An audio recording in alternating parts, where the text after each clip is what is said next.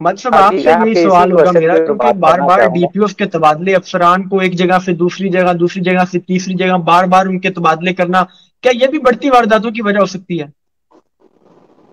जी बिल्कुल, ये बड़ा अच्छा क्वेश्चन आपने किया है कि ये एक बहुत बड़ी वजह है, क्योंकि जब तक कोई भी जो हेड इंस्टीट्यूट का, वो जब तक स्पेशली डीपीओ साहब हेड होते हैं, तो वो जब तक किसी चीज को समझता है, उस शहर के मामलात को समझता है, थाने के सारे इन्वायरमेंट को समझता है, अपने जो सब ऑर्डिनेट्स होते हैं उसके साथ उसकी कोऑर्डिनेशन होती है, मीटिंग्स होती हैं, तो जब तक कोऑर्डिनेशन बनती है तब तक ट्रस्ट हो जाते जब हैं। उसकी सिटी तो पे ग्रिप ये होती है। एक बहुत बड़ा अलमिया है।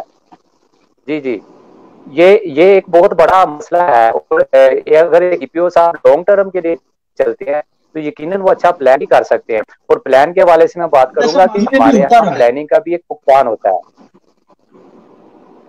जी सॉरी।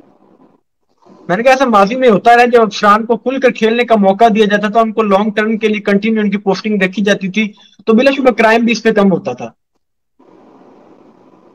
बिल्कुल जी। और दूसरा ये है ना कि चूंकि नो डाउट जितने भी डीपीओ साहब आते हैं वो, उनकी स्पेशलाइजेशन होती है इस हवाले से, लेकिन फिर भी शहर के एनवायरनमेंट को समझने में टाइम लगता है।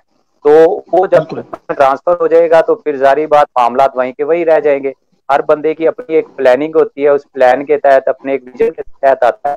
तो जब उस विजन को पूरा टाइम ही नहीं मिलेगा तो फिर क्राइम्स को खत्म करने का भी मौका नहीं सकेगा।